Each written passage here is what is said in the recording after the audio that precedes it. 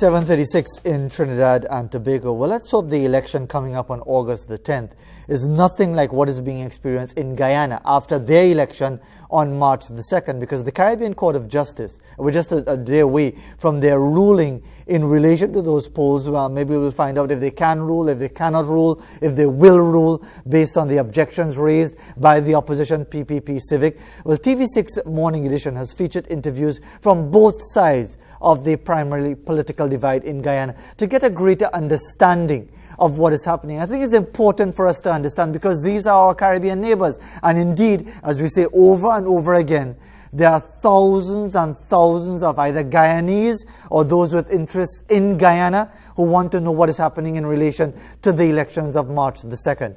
The opposition People's Progressive Party Civic is hoping for a ruling in their favor come tomorrow. Well, we're joined now by Bishop Juan Edghill, a former junior finance minister, as the PPPC wants to respond and clear the air on allegations made by the APNU+AFC on this program. Of course, we had representatives, Mr. Norton up to yesterday, Mr. Kemraj Ramratan spoke last week as well. So, Bishop Edghill, very good morning to you. Thanks for joining us. What issues would you like to clarify first and foremost?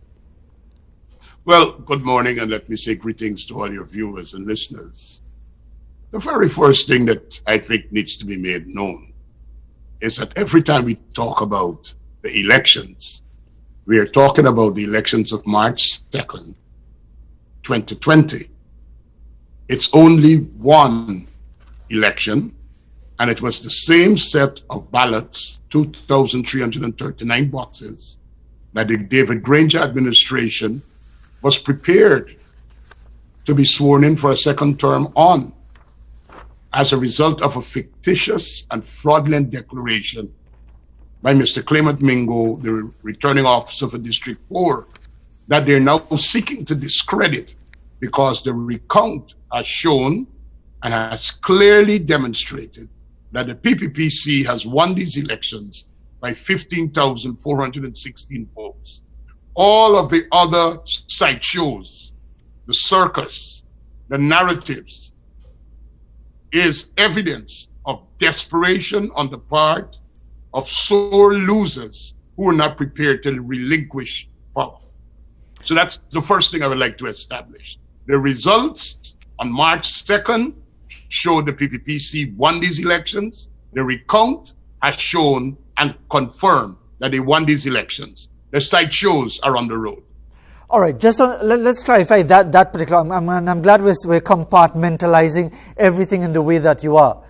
Mr. Norton, on behalf of the APNU+AFC, said, and based on my understanding of what he explained, is that one, there is a count, then there is the recount, as happened concluded just a couple of weeks ago, but then the votes are still to be verified, and that's why he justified the decision by the CEO, Keith Lowenfield, for removing 115,000 votes, saying that yes, the votes are cast, but then it has to be valid votes, which means that there has to be a verification process after the count and after the recount. What say you to that?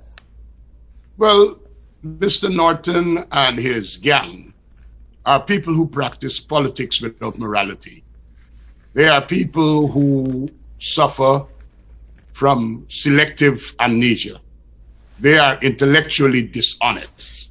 The reality is a recount is simply counting again the votes that were already counted. The votes were counted. Statements of polls were produced. The PNC is the only party who have not displayed publicly their statements of poll because they sided and procured the services of a District 4 returning officer to declare fraudulent results. It is as a result of those fraudulent results that we went again into the 2,339 ballot boxes and counted over the votes.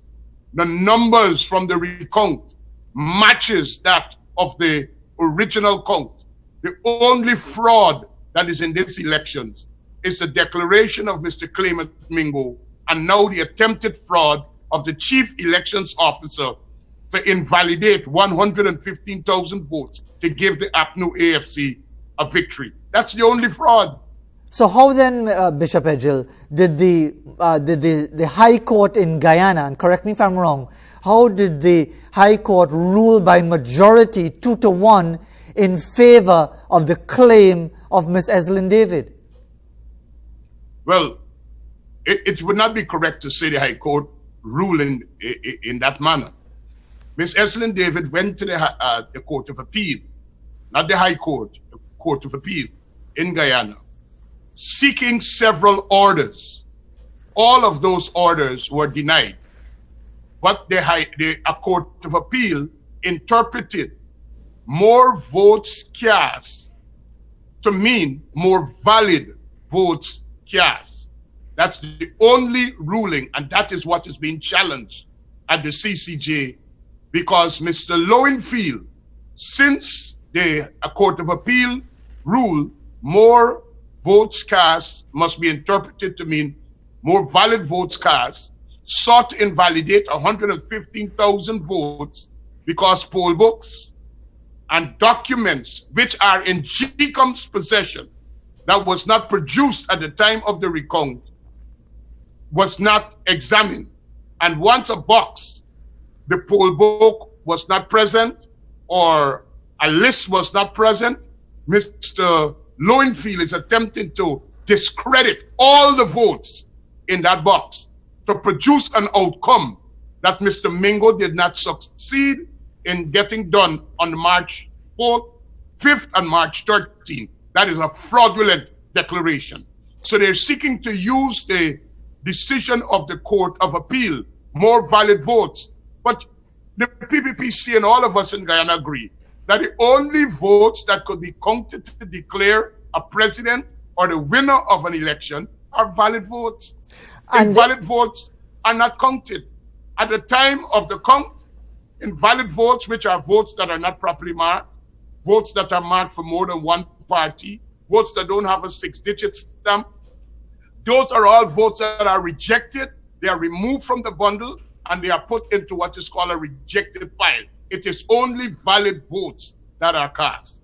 So, and therefore, Bishop Edghill, if you allow me to ask the question, because the CCJ meeting tomorrow, are you expecting the CCJ first and foremost to actually confirm that they have the jurisdiction to rule? Because there's been this argument by the APNU+AFC that they don't have the jurisdiction. We saw ads in a newspaper in Trinidad and Tobago essentially saying that over the weekend. Do you expect the CCJ to, 1, rule on the matter, and 2, rule in your favor? Well, first of all, we expect the CCJ to rule that they do have jurisdiction to hear the case, because the matter that is before the CCJ is a very narrow matter. It is when the PNC-led APNU+AFC went to the Court of Appeal claiming exclusivity and finality under Article 177(4) of our Constitution. But in that article, the only time the Court of Appeal could be the court of original jurisdiction and not the High Court is if you're inquiring about the qualifications of the president. But there has been no declared and elected president. So that application was even premature. And the Court of Appeal, we believe, wrongly assumed jurisdiction, even though they have not granted the orders that were sought by Eslyn David. They made this entry into the arena of including in their decision, more votes cast means more valid votes cast. And that is what is at the CCJ right now. But for us in Guyana and in the PPPC, whatever is the ruling of the CCJ, the matter must return to the Guyana Elections Commission, where the Elections Commission must be able to declare who won the elections and the president. And that declaration will be made based upon the results of the recount, because the chairman of GCOM has already written to the chief elections officer to prepare the final numbers, which means numbers of seats allocated in National Assembly and number of seats in the 10 administrative regions based upon the tabulated numbers of the recount. It is Mr. Lowenfield who is trying to use the Court of Appeals ruling to invalidate 115,000 votes to give the incumbent a second term when they have lost the election by 15,416 votes. So all that is happening is a narrative that is being presented to create an impression like if there's a confusion, but there is no confusion. And Bishop Elections are won based on numbers. And Bishop Edghill, if you allow me to, because again, what we're trying to do here on Morning Edition in Trinidad and Tobago is to clear up a lot of misconceptions or indeed clarify or reinforce particular issues. Yesterday, we heard from Mr. Norton allegations of either the stuffing of ballot boxes, dead people voting, non-existent people voting, some ballot boxes with no required documentation being allowed. Those allegations are being made by the incumbents and benefiting the PPP Civic. That is the claim being made. Yes, I am aware of that because I was one of the counting agents during the time of the recount for District 4, which was the contentious district. The PNC, APNU, AFC activists came to that room with exactly what you call allegations. No evidence, unsubstantiated. It was what you call a fishing expedition. They were just looking to find something to create an impression that something is wrong with these elections. But it was the same boxes with the same numbers. They were claiming victory for Mr. Granger Witt. Because they can't change the numbers, they are seeking to create a narrative that something is wrong with the boxes. Well, all the poll books, all the envelopes, with all the lists and the folio and everything, they have video footage of the presiding officers handing them into the returning officer at GCOM's compound. Why, during the recount, GCOM did not make those documents available? Deputy returning officers came forward and told the people that it was the returning officer, Mr. Clement Mingo, and his staff who gave instructions that certain documents must not be placed in the ballot box, but should be submitted to the returning officer. There have been no investigation by GCOM, Mr. Lowenfield. There have been no investigation by any authority within GCOM to produce those documents. But the PNC is APNU AFC is using those allegations as a way of seeking to discredit their vote count. But there is the CARICOM report. The 3 scrutineers from CARICOM spent 40-something days in Guyana, 33 days watching the recount day by day, and they wrote a report. And they said even if those allegations have any merit, the place for those allegations is in an election court by way of an election petition. But they don't want to go to an election court with an election petition. They first wanted to nullify these elections, discredit these elections, because they realized that their fraud that they were hoping to use to get into office was exposed by the PPPC. So that is why I said they're practicing politics without morality. They continue to lie, mislead, and misinform. And Mr. Norton is just one of those mouthpieces among several of a small group that is seeking to mount that narrative to bring confusion in the minds of the people. It's the same votes, the same elections that they were hoping to be sworn in with that they're now seeking to discredit. We have just about 4 minutes left, Bishop Edghill, and we appreciate you offering us the perspective from the PPP Civic. Yesterday, Mr. Norton didn't seem disinclined towards the idea of another general election being held and basically invalidating what would have happened on March the 2nd. What is your position as a member of the PPP Civic? Are you inclined towards another general election? We don't think there is need for another general elections. We believe there needs to be a conclusion of the March 2nd, 2020 elections. The people have voted. The votes have been counted. The votes have been recounted. It's time for a declaration, the swearing in of the next president, the forming of the next cabinet, the convening of the next parliament, and getting the people's business moving. Not because you are a sore loser. And that's what Mr. Norton and the PNC-led APNU+AFC are. They are sore losers.